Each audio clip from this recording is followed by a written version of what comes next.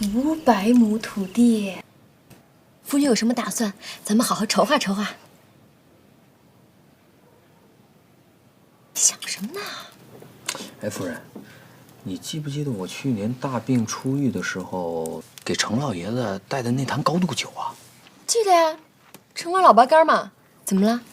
今天啊，我跟程初去一家酒肆喝酒，他们家那个酒居然比我的城王老白干度数还高，那岂不喝出人命来了？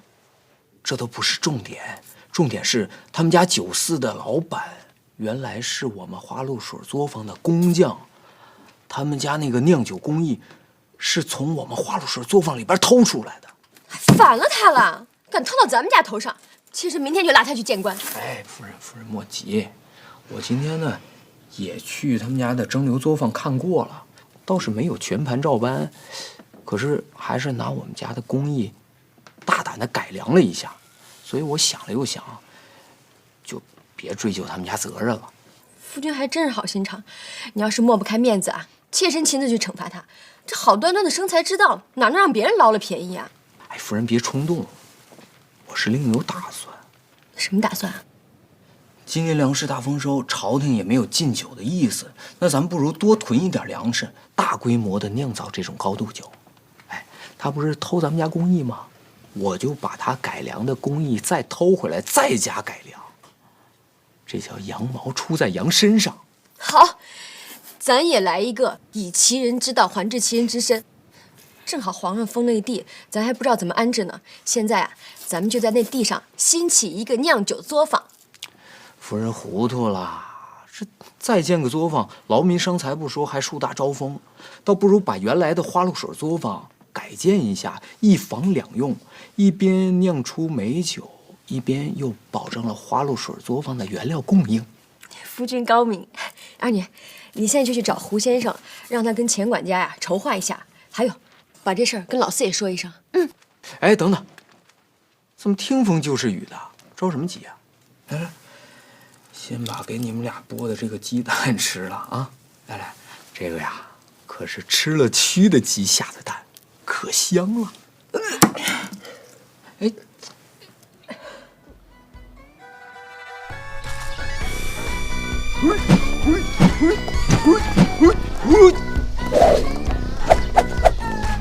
哎呀，不行了，抓不动了，你们继续啊，夫人们，我去给兰陵批了一下作业，要不然没法给他上课。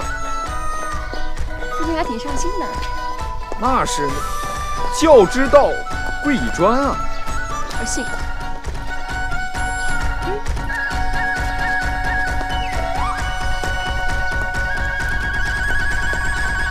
多元一次方程，哎呀，这消元的方法很笨拙嘛，开平方、开立方，隐约还牵扯了一些正负数的概念。这个兰陵啊，孺子可教，照这样下去，快成数学家了。谁快成数学家了？小鬼，不错呀，进步很快。你管我叫什么？公主殿下，没礼貌。哎，你看看啊，这上面我已经标注好了，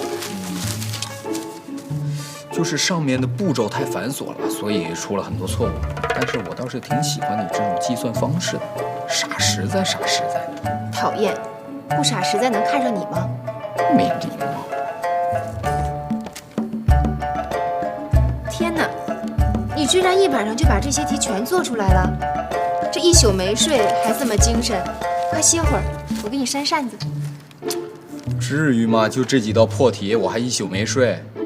你们看着挺难，我看就小 case， 就是很简单的意思。少臭美了，说你胖你还喘上了，有本事你跟我比武啊！行，那我认怂，自愧不如。这些题呀，连李史令都做不出来，你居然还说易如反掌，这话要是让他听见，非气死不可。李史令是谁啊？李淳风啊，鼎鼎大名的算学家，你没听说过吗？我靠！我想起来了，就是那个预测武则天能当皇帝的沈老道啊！听说过。当年我看了他那本推背图，我还以为是哪个澡堂子又出了什么新项目呢。澡堂子？哎，没什么。你说李淳风也看过我的题？看过，算了3天3夜，差点没把自己累死。这不，老头不服气，出了一些关于煤矿的难题，给你看看。这骑马舞啊，还真是煞费体力，这没去装上呢，就一身臭汗。夫人，要不然洗个澡再过去。这现在洗了，待会儿太阳底下一晒，还不就湿透了？咱们早去早回，回来了再洗个畅快。夫人，小侯爷吩咐让您把这篮子鸡蛋也带上。这么多啊！夫君还真是细心。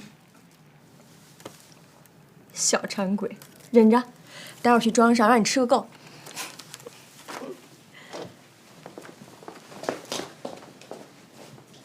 法入第3重，因为阴为生，以阳炼真阳，阴阳九阳生。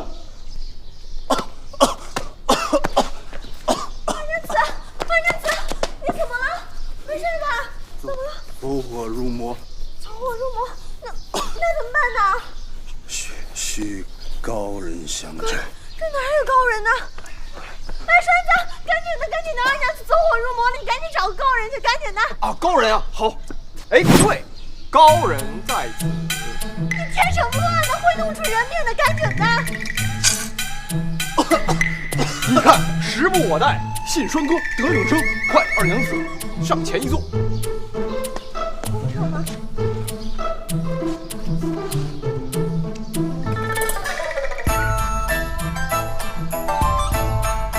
人之初，性本善，性相近，习相远。狗不叫，要睡觉。轰嘛哩呗呗，轰嘛哩呗呗，轰嘛哩呗呗，轰嘛哩呗呗，轰。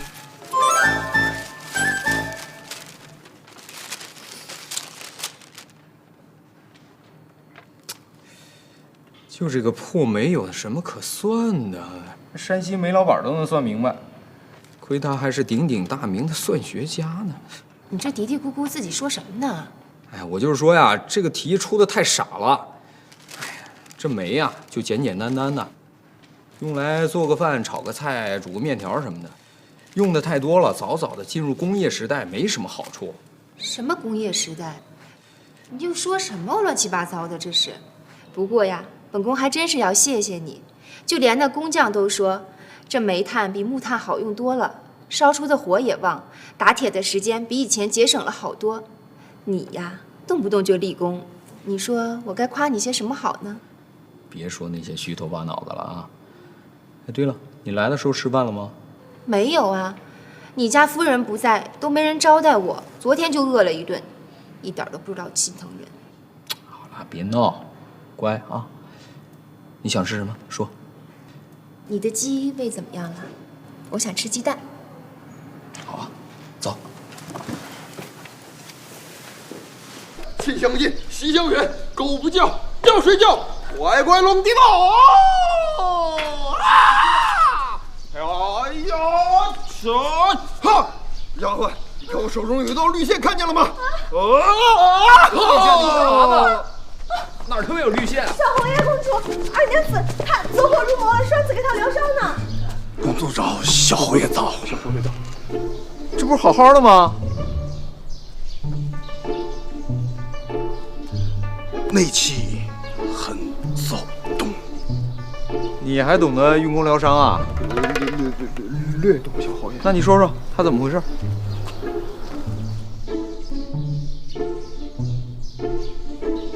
他那个脉搏有点像小河流水，哗哗啦。什么他妈哗啦啦啦，胡说八道的！让本宫看看，把胳膊伸过来。曹女万不敢。让你伸你就伸，公主是习武之人，能给你看是你的福分。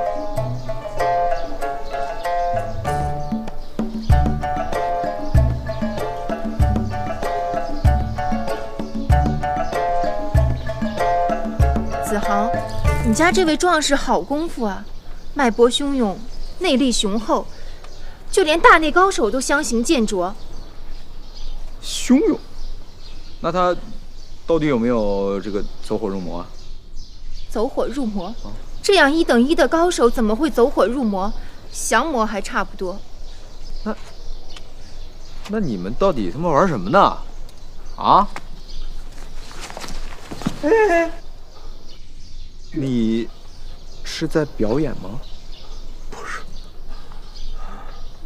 他好像有点低血糖。哎，你给他弄点糖水来。小侯爷，莫慌。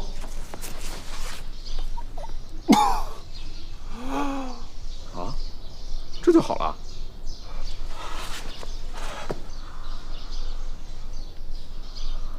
纯爷们儿。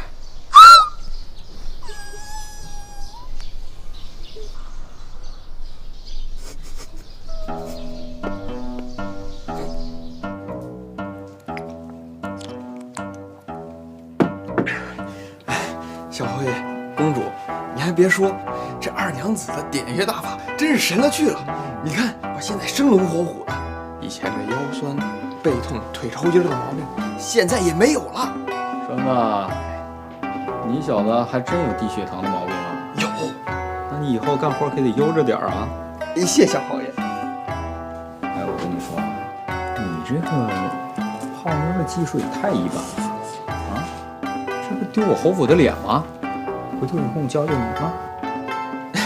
谢小侯爷恩典。你去给公主拿2个煮鸡蛋来。哎，得嘞。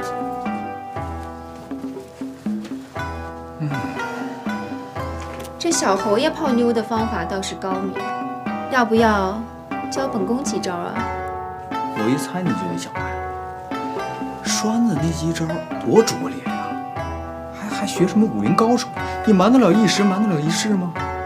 我跟你说，泡妞真谛只有一招，就是别玩虚。臭德行，挺会说。公主，怕您嫌小的手脏，没敢给您剥皮儿。您看，你下去吧，本宫自己来。哎呦，好嘞。这鸡蛋看着倒是比平时的大一些。嗯，来尝尝，这都是半路买回来的鸡，没打小养。我要是从小养的话，这个蛋肯定更大。这蛋黄倒是也比平时大一些，颜色也重了，还油滑油滑的。那当然了，这个东西要是煎着吃更好吃。赶明儿我教你。还能煎着吃？可不，那叫荷包蛋，糖心儿的特别好吃。不行，这养鸡的方子你也得给我，本宫要大肆宣扬。这个现在还不太方便啊，这技术还不成熟呢。等技术我再改良改良。咱们要推广，就一定要推广最好的。还不知道你哪有那么好的心肠，就知道跟本宫耍心眼儿。就被你戳穿了。哎，好了好了，快吃吧，快吃吧啊！吃完还得做题呢啊！好学生。这光想着带鸡蛋，怎么就没想到让厨房熬点绿豆汤带上呢？明天带，夫人，明天我替你想着。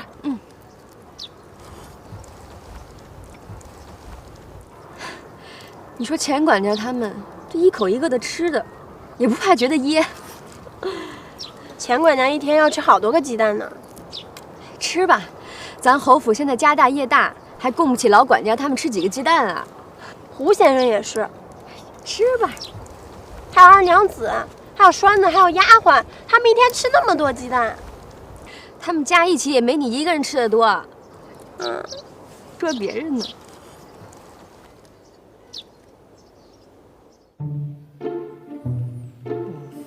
雪影，你别拿手挠我，痒痒。这王子豪做梦还忘不了他家夫人。夫人啊，吃西瓜，二驴也吃，也给公主送一块吧。亏你还想着本宫。这他妈操蛋社会，西瓜7.5块一斤，让不让人活了？我1个月工资才多少钱啊？工资？我是侯爷，要不然买车还得摇号，回头让丫兰玲送一个。不行，醒醒，胡说八道什么呢？你怎么打人呢？你不好好做题，我好不容易睡着的，一点都不懂得尊师重教。有你这样的吗？胡乱出些题，为难学生，自己歪这儿睡觉，还说些乱七八糟的。什么乱七八糟的？我说梦话了？啊？什么工资、摇号，还什么我压兰陵，这都什么呀？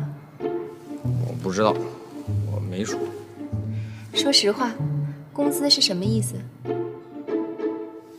工资就是俸禄的意思，是吐蕃语，跟那个阿汪毛赞学的。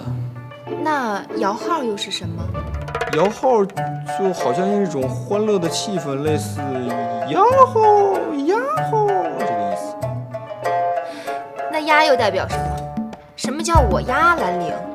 丫，你看，丫鬟代表婢女，丫是一种反义词，一种敬语，是夫人的意思，是我自己的一种表达方式。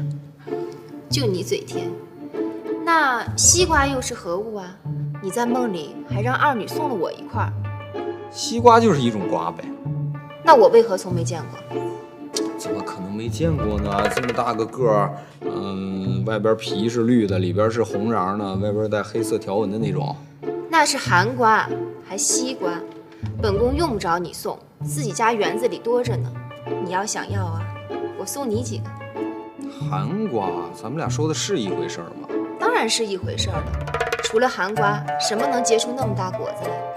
哎，那你还真有啊！哎呀，这大夏天的那么热，我还一直找。那你要有就多送我几个呗。实在不行，我拿花露水跟鸡蛋跟你换。我才不跟你换呢。本宫大老远给你送来，便宜你们家那俩夫人。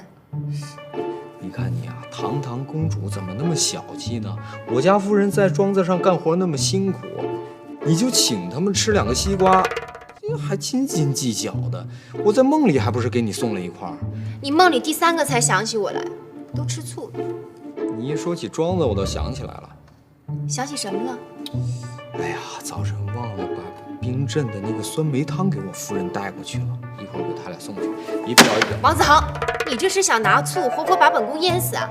你看你，堂堂公主那么小气，我家夫人在庄子上干活那么辛苦，你……哎呀，好了好了好了，说不过你，你去吧，本宫也先回去。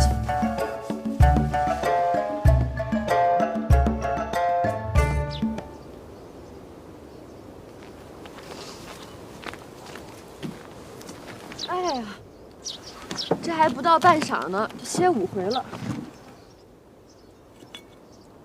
哎呀，你说这没有绿豆汤，现在来碗酸梅汤也行啊，连水也没了。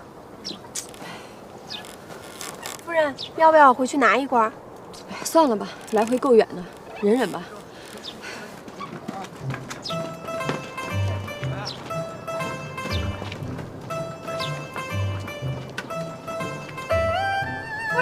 夫人，你快看，夫君来了。夫人，夫君怎么来了？这大热天的，2位夫人在这辛勤劳作，为夫也不能在家坐着享清闲啊，特意给你们带的冰镇的酸梅汤啊，快，顺便陪2位夫人在这晒晒太阳啊。夫君真是体贴，妾身刚才还念叨着，这酸梅汤就送来了。哎呀，别傻乐了，先给夫君倒一碗。哎，我给你们倒，你们辛苦了啊！哎，喝吧，夫人。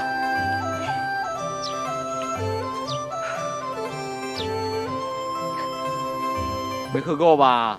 想喝就再喝吧，这么多呢，快来，再给你倒点。夫君啊，你来的正好，妾身正在为那片小树林发愁呢。你说砍了吧，怪可惜的，这留着呢，工人们每年光翻地就要翻好几遍，耽误庄稼的收成。我看还是留着吧，咱们家也不差这点收成啊。那些树砍了怪可惜的，做不成家具，也盖不了房子。再过个10几年，兴许能派上点用场。哎呀，都是些小野树，就是再多个10年也派不上什么用场。钱管家的意思是把它们都砍了，找人平一平，跟下面的田连到一起，这样耕作起来不费劲，牛也省事儿。哦，钱叔说的也有点道理。妾身也认为该罚。冬天的时候，等草一枯，放把火一烧，利利索索的，还能肥地。那就罚，以后这些事儿就夫人做主。是要下雨了。小侯爷，赶紧回吧，云都上头了。哎呦，快走，快走，快走！快走，快走！过来。收了，收了。哎呀，大唐的临时真是没礼貌啊！没礼貌。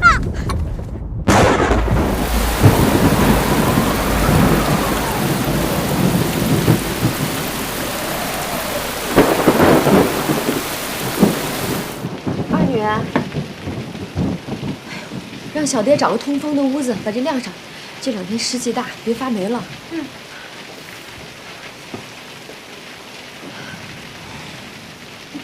夫君叹什么气呢？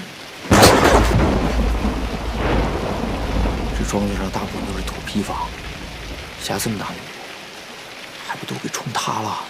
夫君放心，官府会管的。官府要是不管呢？怎么会呢？朝廷每年拨给官府的赈灾款，足够应付这点灾祸了。大唐每年都下这么大的雨？哎呀，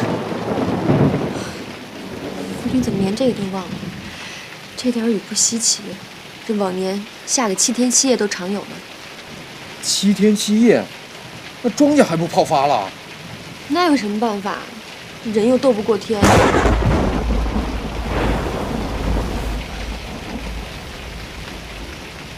王家为了吃的鸡，下的蛋品质超群。王臣雪影要去灭了山寨白酒，可惜被子豪劝阻。唉，下一集，天有不测风云，下起了暴雨，王家庄集体动员救助灾民。我怎么能置庄子上180号人的安危于不顾？当年汶川地震我就没帮上忙，如今我再袖手旁观，我他妈还算什么爷们儿？那妾身陪夫君一起去。不行，你们俩在家待着，别让我